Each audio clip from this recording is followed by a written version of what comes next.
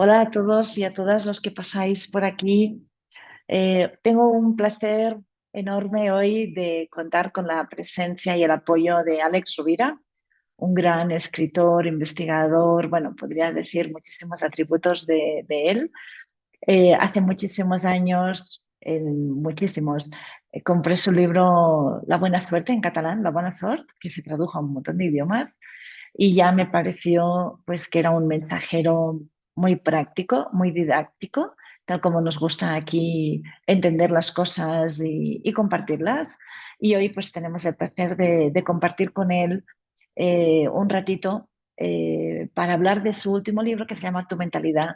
Buena suerte. Muchas gracias, Alex, por estar aquí con nosotros, respondernos esas dudas que tenemos y sobre todo pues darnos más tips para que podamos vivir mejor. Gracias, Alex. ¿Por qué nos cuesta tanto soltar estas creencias que nos limitan, que nos condicionan, que de alguna manera nos bloquean y no nos ayudan a avanzar? ¿Por qué? ¿Por qué nos resistimos tanto, aun sabiendo que las creencias son creencias que pueden venir de nuestra cultura familiar, religiosa, política, transgeneracional, de la historia de la humanidad? Aun sabiendo todo esto, ¿por qué el ser humano se sigue resistiendo al cambio? Porque soltar estas creencias es cambiar, como Sí, estabas diciendo ahora. pero como tú muy bien has dicho, puede haber una cuestión de apego a lealtades familiares y por lo tanto, si yo cambio esa creencia, puedo caer en el miedo de que me excluirán.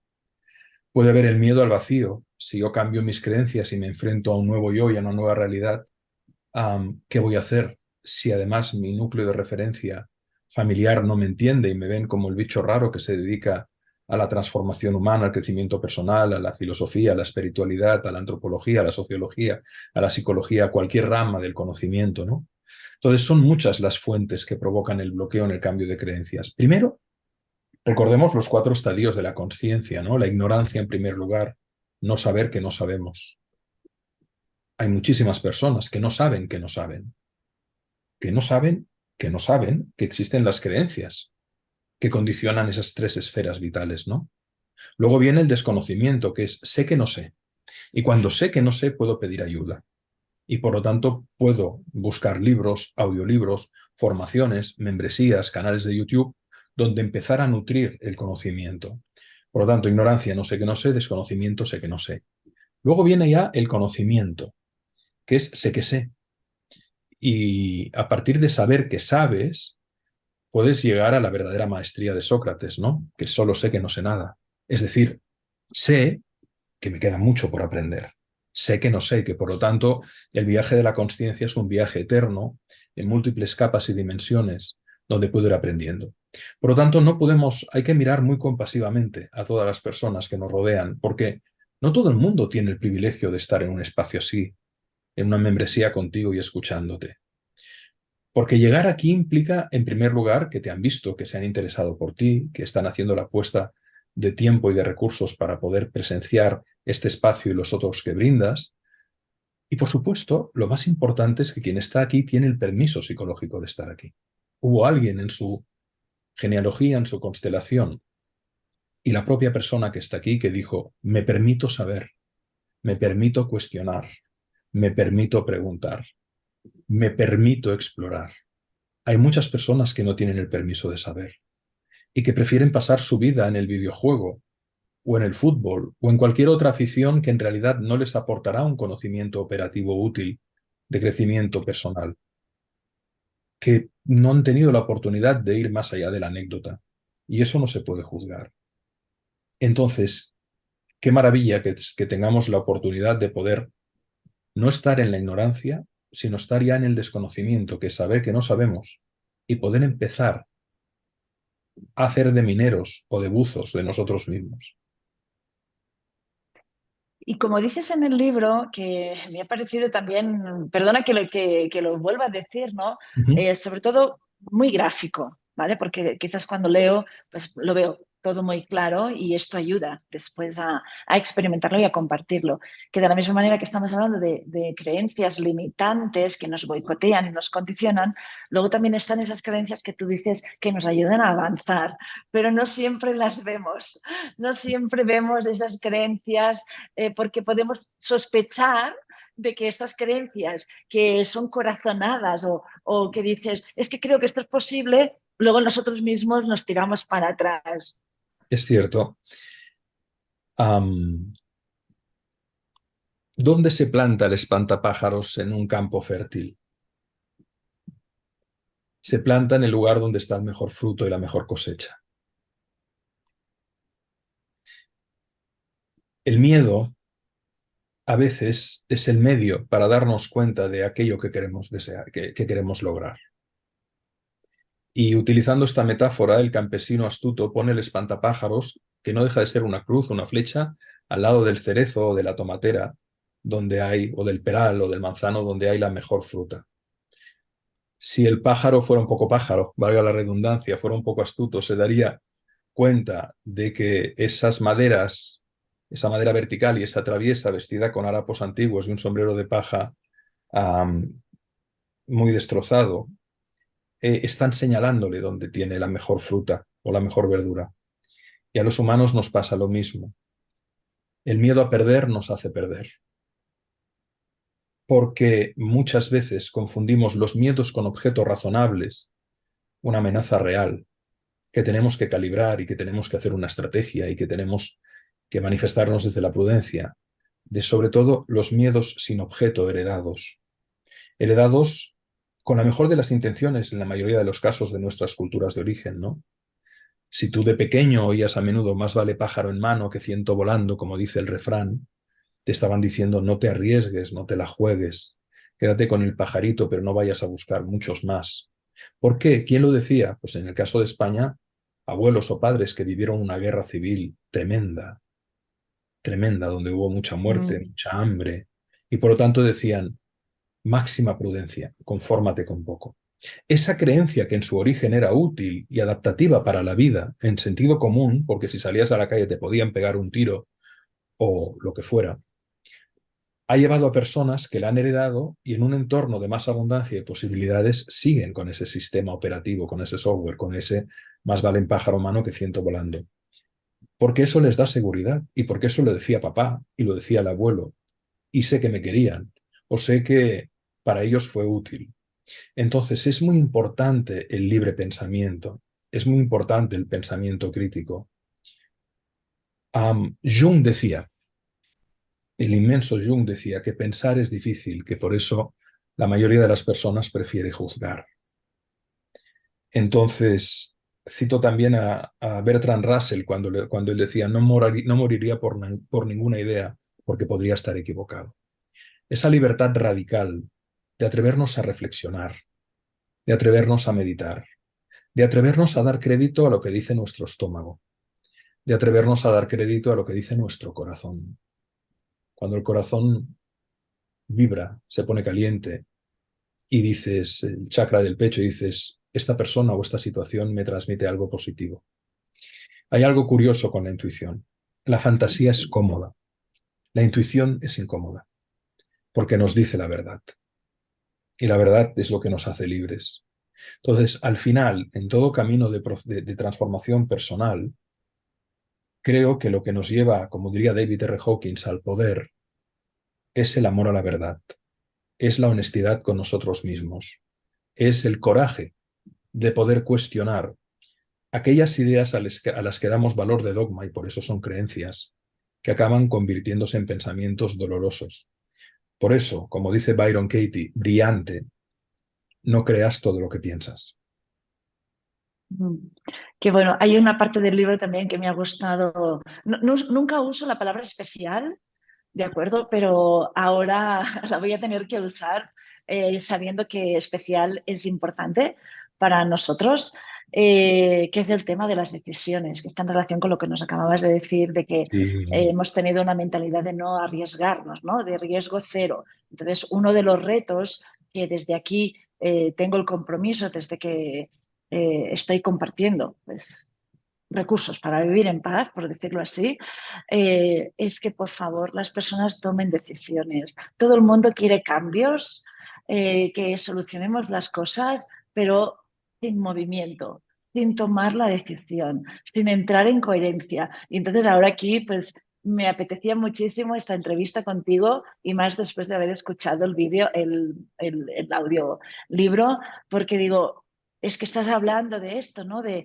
que si no tomamos decisiones, nunca vamos a hacer causa y no podemos entonces quejarnos porque no hemos hecho nada. Claro, la decisión es el detonante de la transformación. Y hay momentos en la vida en los que tenemos que tomar decisiones cruciales. Me voy a vivir a otro país, me aventuro en esta relación, acabo con esta relación que me está haciendo daño, con esta persona que me maltrata, me aventuro a crear un proyecto X, Y, Z o T. Las decisiones son las bisagras que abren las puertas del destino, ¿no? Al límite hay dos tipos de personas, ¿no? Las que cuando las cosas no van bien acaban diciendo era mi destino, pero era un destino pasivo, de resignación, de paz barata. Y están otras personas que de alguna manera forjan su destino. Son esas creadoras y creadores de buena suerte que con mentalidad y alma buena suerte se atreven, ¿no? Por eso en realidad el coraje no es la ausencia de miedo. No tener miedo es temeridad, es inconsciencia. El coraje no es ausencia de miedo, es la conciencia de que hay algo por lo cual vale la pena arriesgarse. Por lo tanto, el coraje tiene mucho que ver con el sentido que le damos a la vida. Con esa bonita frase sobre la etimología de la cual no pensamos, que es vale la pena. Vale la pena. Cualquier decisión supondrá una pena. Tendrás que dejar un camino que no vas a transitar. Tendrás que pagar un precio en tiempo, en recursos, en inversión, en esfuerzo. Pero eso generará un valor. Por eso, a mí me encanta hacer la pregunta a las personas que conozco, que es ¿qué vale la pena en la vida? Porque ese qué vale la pena, esa respuesta te está diciendo lo que les da sentido a su vida. Y al final el sentido de la vida lo encontramos en dos palancas, el amor y la creación. Amar a alguien que puede ser, ahora que tengo aquí durmiendo a mi lado una cachorrita que adopté hace 2 meses de una protectora de Andalucía. Amar a alguien, a mi mujer, a mis hijos, a mis amigos, a mi madre que está viva, a mi padre en memoria, a mis hermanos, o amar algo, algo que permita dejar una huella de amor y conciencia, porque aunque a mi modo de ver el viaje es eterno e infinito, nunca acabamos, por lo menos mejoremos lo que nos ha sido dado, ¿no? No somos propietarios de nada, somos depositarios, pues dejemos mejor eso que nos ha tocado vivir, ¿no? Esta tierra, esta vida. O sea que entonces tomar una decisión es dejar que se muera una parte de lo Mm. que sea, ¿no? Crisis, crisálida, Exacto. crisol. Crisis, crisálida, crisol, Cristo. Del prefijo kri en sánscrito que da lugar a la voz Krishna. Dios como energía de acción, creatividad y amor. Una crisis nos lleva a una situación crítica, pero ¿qué es la crítica? La reflexión inevitable y necesaria que nos lleva a la criba, que es la selección rigurosa y meditada, cuyo ejercicio nos lleva al criterio, que es el pensamiento lúcido. Entonces ya la etimología nos lo dice todo.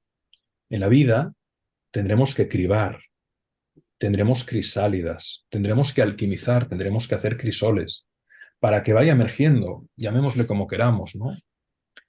La conciencia crística, ¿no? Y en esto de tomar las decisiones, me consta también que hablas y estás, desarrollas muchísimo lo que es el estoicismo, ¿de acuerdo? Y con mis conocimientos básicos, por decirlo así, del estoicismo, tal como lo experimento yo, también es una decisión, ¿no? El decidir vivir una experiencia de una manera o de otra, ¿de acuerdo? Absolutamente. Entonces, Absolutamente.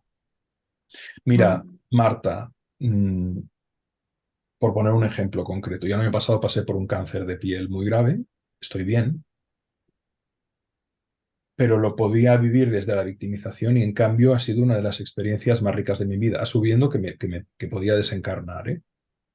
Pero esa experiencia, junto con también 2 hernias discales y muchos dolores de espalda de los que ya me he recuperado, vino todo de golpe, me llevó a la empatía, a la compasión, a hacer del dolor un aliado, a agradecer el cuerpo, es decir, se expandió muchísimo mi conciencia sobre algo que, por suerte o por desgracia, no había podido vivir.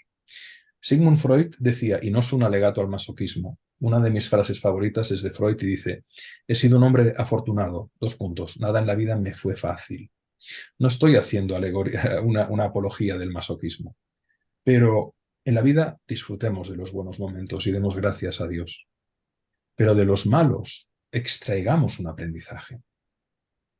Porque en verdad algunas veces se gana y otras se aprende, no se pierde, se puede aprender. Para mí eso es la mentalidad buena suerte. Y de ese aprendizaje, pues bueno, como dice el dicho, si te dan limones, haz limonada, ¿no? Pongamos nuestra inteligencia al servicio del amor, ¿no? Creo que eso es lo que permite conectar con el arrobo, con la alegría incondicional, con la paz profunda, ¿no? Trabajar esa virtud olvidada de la longanimidad que cito en el libro y desarrollo, ¿no? La grandeza y constancia de ánimo en las adversidades, longanimidad, que es un sinónimo de magnanimidad, que viene del latín longa anima, alma que se extiende en su grandeza en el tiempo. Es la resiliencia sostenida en el tiempo. Como decía Cesare Pavese, la vida es un oficio, aprendamos, ¿no? Séneca decía, hablando del estoicismo, mientras vivas sigue aprendiendo a vivir. Y creo que el camino es ese. Evidentemente, cada persona dará el sentido a la vida a partir de sus propias circunstancias y experiencias, pero sin duda, lo que nos nutre emocionalmente y permite crear un contagio emocional, mental, operativo, positivo en nuestro entorno, es eso, ¿no? Amar, aprender y aprender a amar, como decía antes. Y ahí está el sentido de la vida, que es fundamental, nuestro ikigai, como diría nuestro querido amigo Francesc Miralles. Entonces, ¿cómo podríamos motivar a las personas a que, por ejemplo, leyeran o estudiaran más sobre el estoicismo? ¿Cómo se podría aplicar una actitud estoica ante una situación? ¿Cómo les podríamos introducir fácilmente? El estoicismo tiene una serie de lecciones fundamentales tremendamente simples, muy, muy, muy simples, que nos permiten, a partir de Marco Aurelio, de Epicteto o de Séneca, fundamentalmente, incorporar una filosofía de vida muy, muy práctica. En primer lugar, el círculo de control. ¿Qué puedes cambiar y qué no puedes cambiar? Como decía Marco Aurelio, la sabiduría es el arte de dirimir lo que puedo cambiar de lo que no. Y es una gran verdad. Luego surgió la oración de la serenidad que dice, Señor, dame fuerzas para cambiar lo que puedo cambiar, serenidad para aceptar lo que no puedo cambiar y sabiduría para distinguir cuál es la diferencia entre una y otra, ¿no? Entonces el estoicismo nos dice, bueno, lo puedes cambiar, cámbialo. No lo puedes cambiar, acéptalo, no hay otra. Distinto es la aceptación que la resignación, ¿eh? La resignación es una energía de decaimiento, es una energía de rendición, de paso atrás. Si ahora os digo, pensad en la resignación, por eso Balzac decía que la resignación es el suicidio cotidiano, ¿no? Es una energía de decaimiento, de oclusión, de cerrazón. Mientras que la aceptación es una energía profundamente serena, coraje, del coraje de querer ver las cosas como son, de mirar la vida a la cara. Y de partir de ahí se produce un cambio fundamental. Entonces, el estoicismo te dice, mira, lo que puedes cambiar, cámbialo. Lo que no, acéptalo.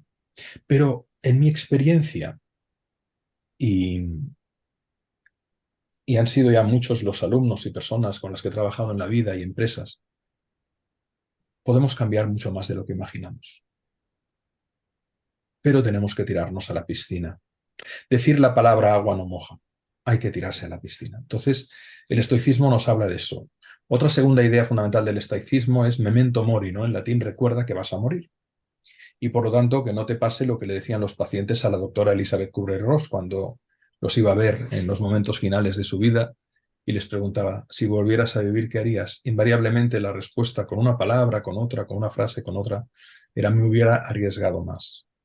Porque aquello que quería decir y no dije, o aquello que quería hacer y no hice, comparado con el hecho de que voy a morir en un día, en dos, en una semana, o en unas horas me parece una tontería.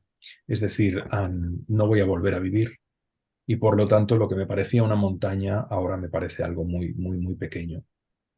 También el estoicismo nos habla de valores fundamentales como la sobriedad, que es distinta de la austeridad. Austeridad es vivir con muy poco, sobriedad es vivir con lo necesario. No tenemos las cosas nos tienen, ¿no? Como decía el periodista Bob Ernest, compramos con dinero que no tenemos cosas que en realidad no necesitamos para impresionar a quienes no conocemos y no nos caen bien. Y añadiría, endeudándonos con dinero que no es nuestro, avalando activos que tampoco lo son y, en definitiva, endeudando la vida. Entonces, la libertad se puede conquistar de muchas maneras, pero el estoicismo es una potentísima herramienta. Leer a Epícteto, leer a Séneca, leer a Marco Aurelio, es una potentísima herramienta que te permite darte cuenta que la meditación es importante, que la oración es fundamental, pero que la indagación consciente es una de las mayores puertas a la revelación que podemos tener.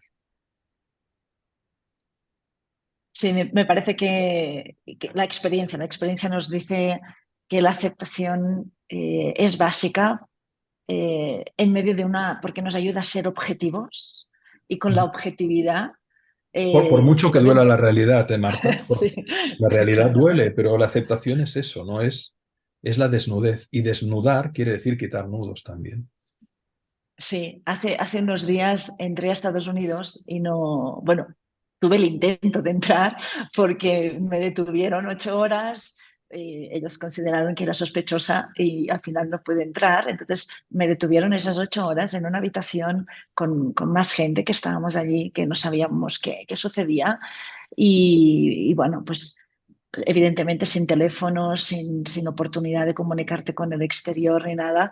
Y allí teníamos varias opciones, o reventar paredes y quejarte, con lo cual a los americanos les da absolutamente igual, o Claro. allí me quedé sentada respirando y aunque no me gustara esa situación, porque no me gustó absolutamente nada, ir aceptando, porque era una situación que no podía cambiar, Mm. pero yo sí podía decidir cómo vivirla. Bueno, eso es lo que decía Eh, Víctor Frankl, ¿no? La última de nuestras libertades es elegir nuestra mejor actitud ante cualquier circunstancia, ¿no? Y esa es una gran verdad. Sí, sí. Y allí sentí que estaba teniendo una actitud así como muy estoica, de decir, bueno, esto es imposible Claro, que yo lo pueda cambiar, pero claro. sí que yo tengo el derecho y la libertad de decidir el cómo. Y has dicho hace un ratito, muy de paso, una de las preguntas que me había preparado, de las que desarrollas en el libro, que ojalá nos puedas dar un poquito más de tips sobre lo que es la longanimidad, que yo tengo Sí. que reconocer que yo jamás en la vida había escuchado esta palabra. Bueno, como comentaba, la longanimidad es una palabra que fundamentalmente se dejó de utilizar en el lenguaje popular a finales del siglo XIX. Las abuelas y abuelos decían a sus nietos longanimidad, hijo, o cariño, longanimidad. Y una persona longánime es una persona que tiene la definición que da el diccionario de la Real Academia de la Lengua Española es longanimidad, dos puntos, grandeza y constancia de ánimo en las adversidades. Pero la segunda definición me parece fundamental para entenderla, que es benignidad, clemencia y generosidad. Es decir, una persona que tiene la capacidad de caer y de volver a levantarse, que tiene esa grandeza y constancia de ánimo ante los desafíos de la vida, también es bondadosa, benigna, compasiva, clemente y entregada, generosa. Claro, esto choca con la actual cultura de la inmediatez, donde lo queremos lograr todo rápidamente y sin esfuerzo.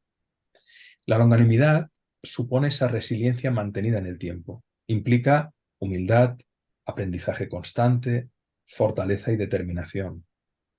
Recordemos que si la resiliencia es la capacidad de caer y de volver a levantarnos o de amoldarnos a situaciones difíciles, la longanimidad es tener esa resiliencia durante muchos años. Yo creo que todos hemos conocido a alguien, o a lo mejor hemos tenido la suerte de tener a alguien en la familia, una abuela, un abuelo, o alguien de quien se hablaba, algún ancestro, del que se hablaba a lo mejor con admiración y con cariño, ¿no? Esa persona que tuvo que superar tantas adversidades y que lo hacía con una sonrisa en la cara, que era buena persona, que era generosa, ¿no?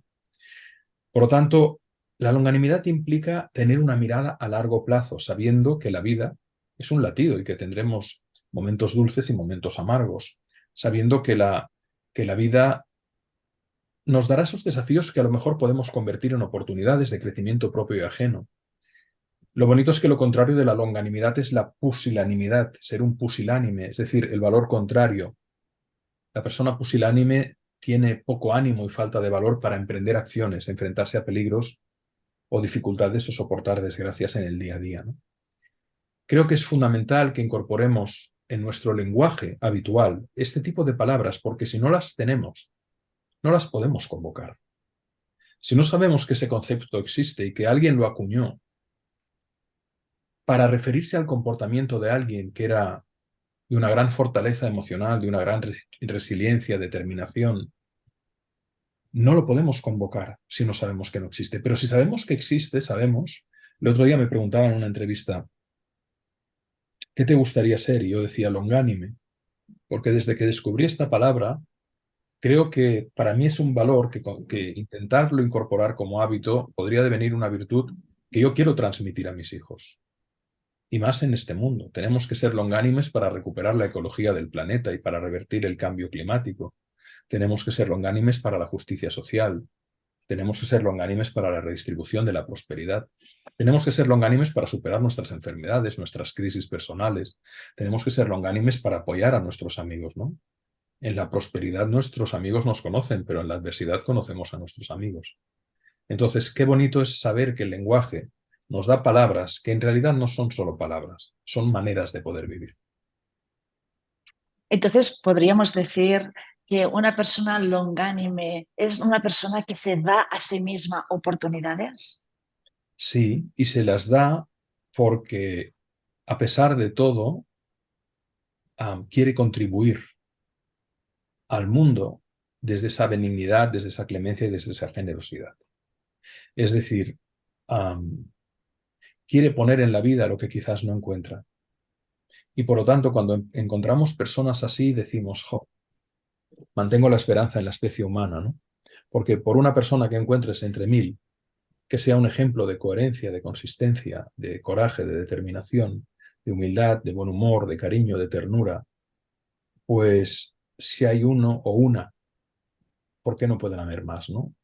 Esas madres coraje a las que tanto admiramos y que muchas veces son anónimas, ¿no? Porque se habla muchas veces de como referentes de vida de personalidades famosas, pero hay millones de personas en el mundo, millones, que son un ejemplo de longanimidad cotidiana, pero que no aparecen en las noticias y que son las que sostienen a su familia, ¿no?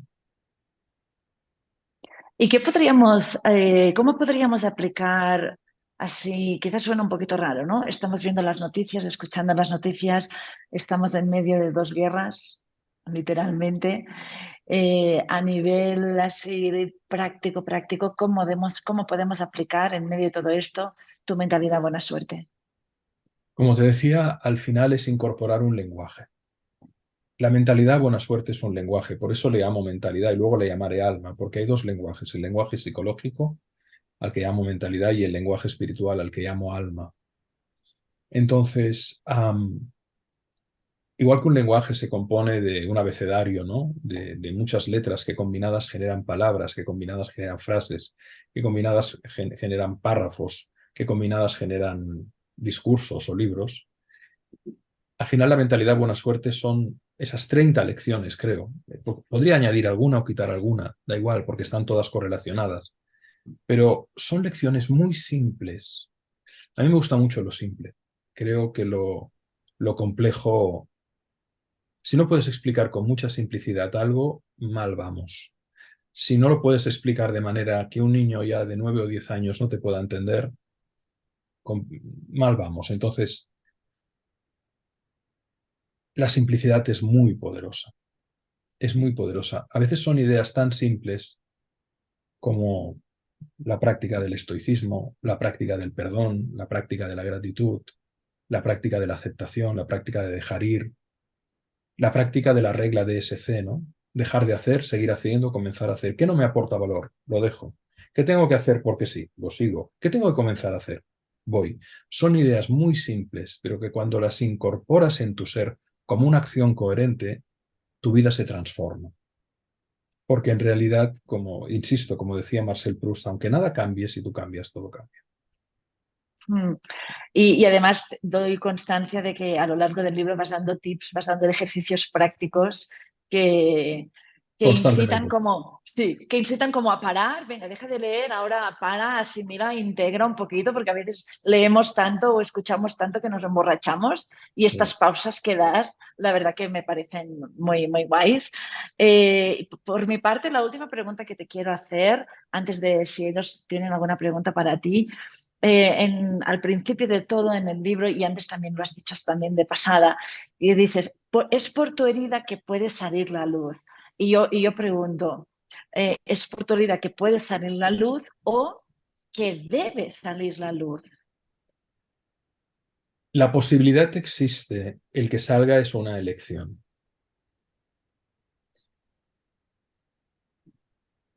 Alguien que haya recibido, por ejemplo, ¿no?, un maltrato de su padre, a lo mejor no lo perdona nunca y vive con rabia siempre y esa rabia le consume. ¿Cómo se convierte entonces esa herida en luz? Desde el resentimiento no. Desde la voluntad entonces de ser un buen padre y de no repetir lo que pasó. Desde la voluntad de comprender por qué el padre fue como fue y si a lo mejor el abuelo todavía era peor. Es decir, la luz es una elección. El hecho de que haya una herida no garantiza la luz. Del mismo modo que una herida mal curada puede generar una infección sistémica. Una herida bien curada. En mi experiencia, esto habla del mito de Quirón. El mito de Quirón es el don de la herida, ¿no? Los mejores sanadores, terapeutas, pedagogos que he conocido, personas que brindan servicio al mundo, médicos, cualquier personal facultativo, mujeres y hombres extraordinarios, son personas que no solo tienen un conocimiento operativo muy potente, sino que conectan con los demás desde el corazón. Porque una cosa es comprender sin H intercalada y otra es comprehender con H intercalada. Es ahí de donde sale la luz de la herida. Y una vez más, es una decisión. Y cuando tomamos la decisión, somos causa y somos carne de tener una mentalidad buena suerte, porque estamos decidiendo un cambio. Eso es, exactamente. Exactamente. Y, o sea, tan fácil que es la teoría, Bueno, ¿no? es que precisamente la comprensión racional de todo esto no garantiza en absoluto su puesta en práctica. El gran error es que las personas confunden el llevar una idea consigo con que la viven, no. Las ideas las tenemos, pero las creencias las vivimos. Mm, mm. Muy bien, estoy integrando lo que estás diciendo, Alex. Si hay alguien de aquí del grupo que desea hacerle alguna pregunta a Alex, ¿vale? La voy a ir leyendo, Muy bien. ¿vale?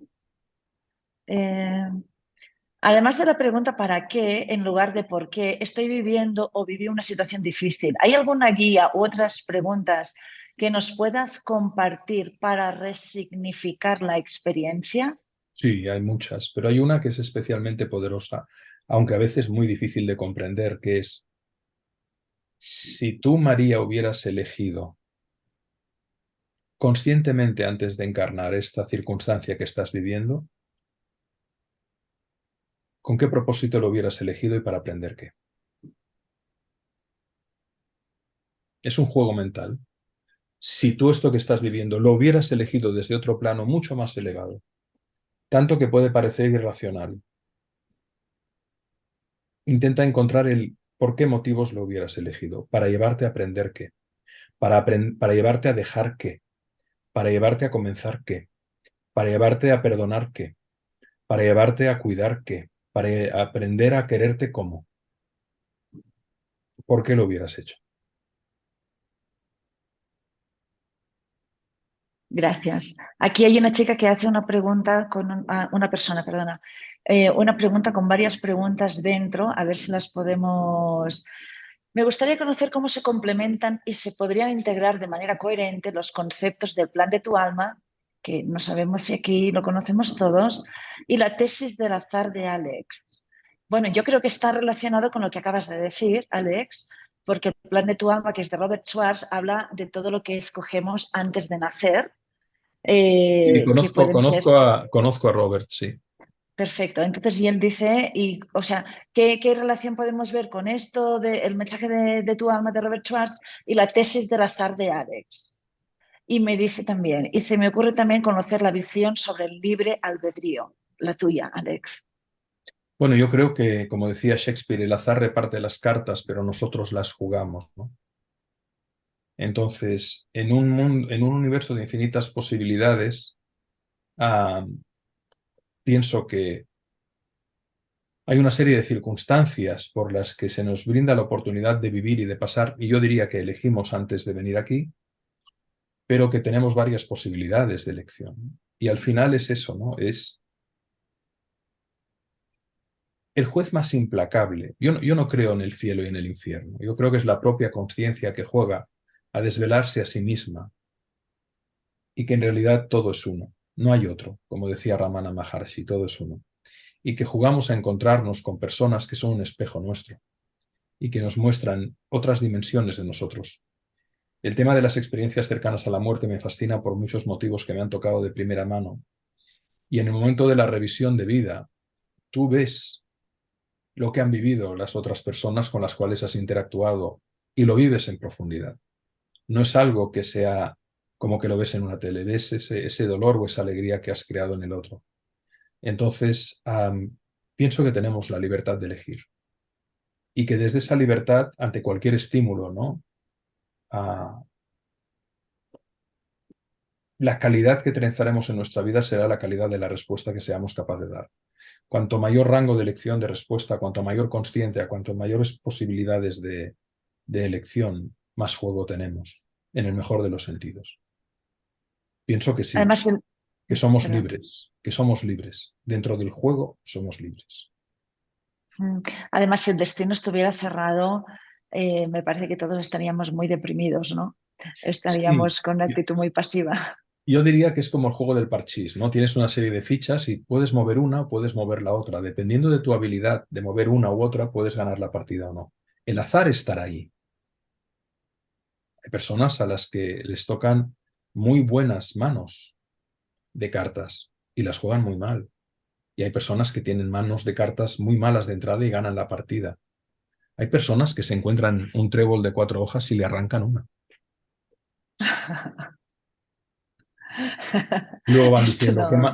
qué mala suerte Qué mala tengo. suerte tengo, ¿no? Aquí tienes el compañero que dice, entonces, si tengo la potestad de elegir, también puedo esperar aportes inesperados. Y esto se llamaría Absolutamente, azar. absolutamente. Y ahí está el secreto de la vida, ¿no? El hecho de que por mucho que queramos imaginar nuestro destino, la vida siempre nos va a sorprender mucho más allá de nuestra imaginación. La imaginación de todo lo que es y las posibilidades de todo lo que es, llámale Dios, llámale como quieras, el Tao, como le quieras llamar, todo lo que es, el pluriverso fractal infinito, nos da infinitas posibilidades y experiencias que no podemos concebir. Lo que pasa es que cada experiencia nueva que nos invita a entrar en territorios desconocidos, esos territorios nos van a descubrir nuevos territorios de nuestra propia alma, de nuestra propia luz, nuevos fragmentos de nuestra propia luz. Mm. Así, al fin y al cabo, con el exterior nos conocemos más, ¿no? El exterior es una Aquí, parte de nosotros mismos que proyectamos en realidad desde nuestras creencias inconscientes. La realidad no existe en realidad. El universo sabemos que a nivel cuántico es una onda que se congela por observación y que aquello que vamos encontrando es la cristalización de un pacto que hacemos con los demás y que viene muy moldeado por nuestras creencias y por lo que necesitamos aprender. mm, aquí tenemos una compañera que dice, yo tengo la teoría en la cabeza y lo pienso todo el tiempo, pero sin darme cuenta se me sale el alien con el rencor y la rabia y ya estoy atacando otra vez al otro y a mí misma. ¿Qué Sitúate en el, hacemos? claro, sitúate en el lugar de darte cuenta que tú no eres el alien, tú eres quien se da cuenta de que hay el alien. Muy Cuando tú bien. tienes un ataque de tos o de estornudos, tú no eres la tos ni el estornudo. Yo el otro día le decía a un amigo mío, cuando tú tienes una flatulencia, tú no eres la flatulencia. Si dices yo soy el estornudo, la tos o la flatulencia, mal vas. Tú observas que pasa algo en tu cuerpo y que no puedes controlar y además cierras los ojos. ¡Achís! Por eso no creas todo lo que piensas. Observa al alien y te darás cuenta que ese lugar de presencia desde donde se observa el alien eres realmente tú, que es un centro de luz de paz, de amor, de consciencia, eternamente presente. Por eso digo, no creas todo lo que piensas.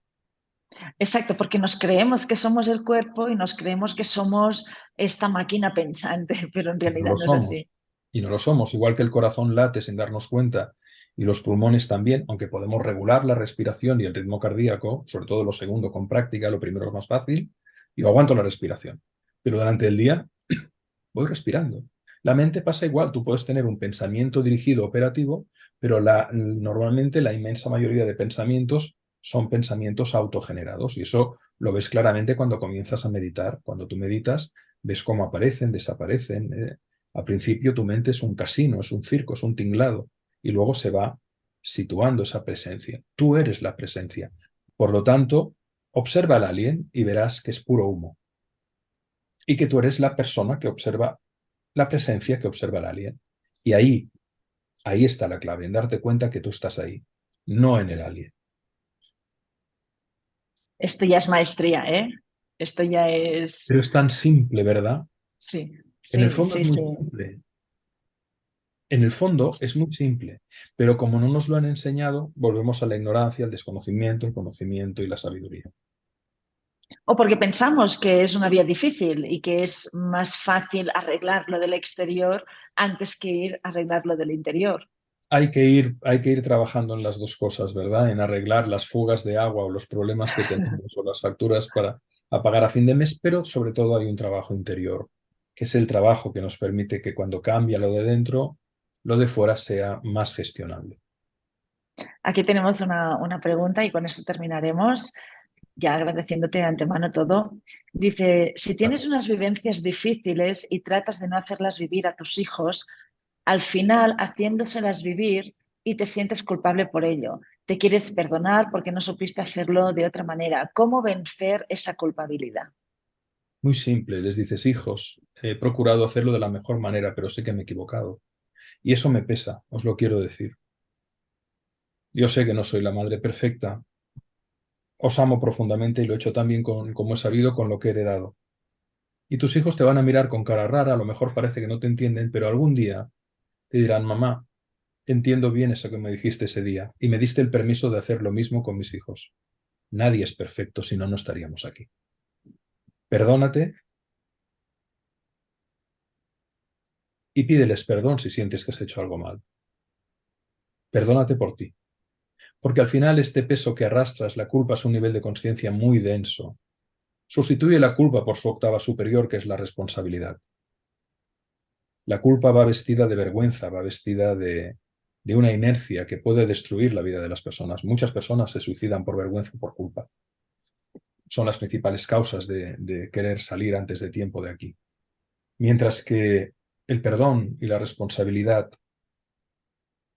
son las dos alas que te elevarán a vivir una vida distinta. Y luego también piensa qué beneficio obtienes con esa recreación en la culpa. Qué sutil beneficio inconsciente te da sentirte culpable. Es mucho más práctico ser responsable. Y por lo tanto, disculparnos, enmendar y corregir aquello que creemos que hemos hecho mal y abrir un debate con nuestros propios hijos porque les estamos dando el permiso de que ellos puedan hacer lo propio con las futuras generaciones.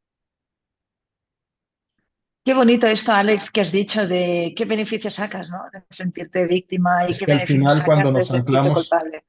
totalmente Marta, cuando nos anclamos a una creencia destructiva de nosotros mismos, aunque parezca una gran paradoja, hay un beneficio negativo. Y entonces hay que cambiar ese beneficio negativo, que normalmente es la victimización, la adicción a la culpa, la melancolía, por un beneficio positivo, que es poderte mirar con calma a los ojos en el espejo de tu propia alma, ¿no? No tener que esperar a la muerte para hacer la revisión de la vida. La podemos hacer cada día y muchas veces. Sí, porque cada día al final cuando nos vamos a dormir es una mini muerte, hoy he terminado un ciclo, aquí hay que hacer una mini valoración lo más positiva posible y concluir, bueno, pues no lo he sabido hacer mejor, mañana lo vamos Tomar a una intentar de libretita, nuevo. ¿no? Y qué he aprendido hoy, qué puedo mejorar. Al final, si lo haces cada día, en 10 años tendrás 3.650 ideas. Y, y- Imagínate. Y si vives, y si vives 60 años, pues tendrás 200 y pico mil ideas. No está mal. Para nada, para nada. Aquí te están dando las gracias Un por placer, todo lo que muchas estás gracias. compartiendo. Por supuesto, de mi parte y del equipo, también agradecer a tu asistente. Desde aquí, pues bueno, ya os he comentado antes que la obra de Alex es extensísima y el último libro, que es Tu mentalidad buena suerte, que es con el que hemos trabajado un poquito hoy con él, pues os lo recomiendo porque es tremendamente práctico. Podéis seguir a Alex por las redes sociales. A todos los que no estáis viendo en diferido, pues bueno, ya podéis entrar al canal de YouTube de Alex, que tienes un montón de material muy... Y en Instagram Sí, yo voy publicando mucho contenido gratuito. Sí, sí, sí, es lo que estaba apoyando, ¿no? Pues que tienes muchísimo material práctico para la vida diaria y sobre todo, pues como nos gusta aquí, ¿no? Pues fácil de entender, porque a veces si escuchamos cosas muy difíciles, pues bueno, se nos hace un poquito cuesta arriba. muchas Àlex, gracias, Marta. Moltes moltes gràcies gràcies. por tu tiempo, por regalarnos este tiempo que vamos a aprovecharlo al máximo. Ojalá la vida nos pueda coincidir en persona algún día, Seguro. pero mientras, bendiciones. Gracias, Igualmente. Àlex. Un gran abrazo para Gracias. todas y para todos y muy buena suerte. Muchas gracias. Gracias, gracias, Àlex.